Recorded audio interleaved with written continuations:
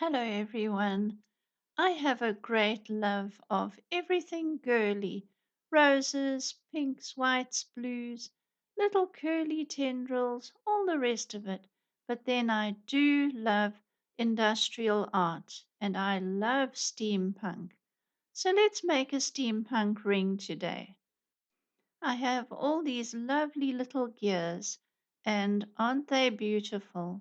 So we're going to cut two lengths of wire 1 millimeter thick and 30 centimeters long each one.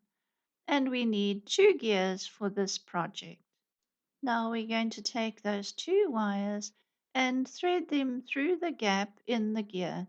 The gear is full of holes and patterns and it has a nice side gap. So we're going to put the wire through there and then twist the ring band length from there. I twisted this one about 5 centimeters, but I must say I usually like to make a size 7, but this one came out in about size 5.5, 6. But that's fine. You can measure yourselves. You can work out the circumference of the size you want and then add in the gear as well. Make sure you have a nice, quite well twisted ring band. You don't want it to come undone or look untidy. Then we're going to hammer them on the anvil just to make sure that all the twists are locked in together.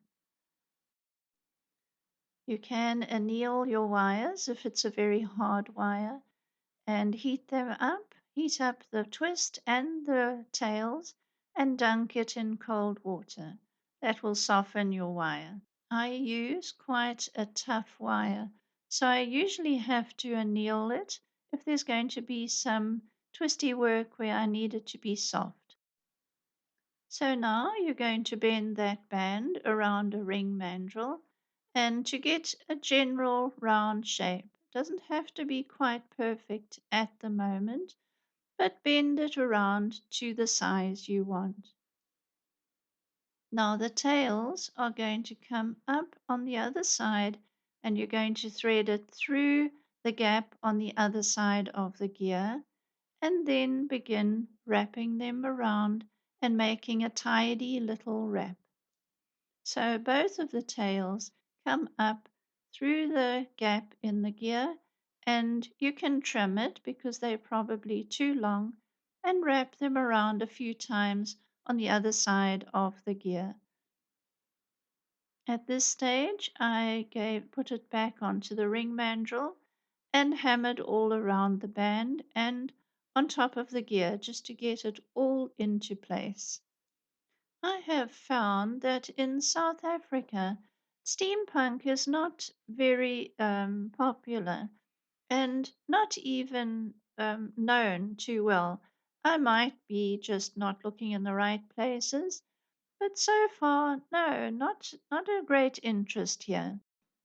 So now we're going to add another smaller gear to the top of the large gear.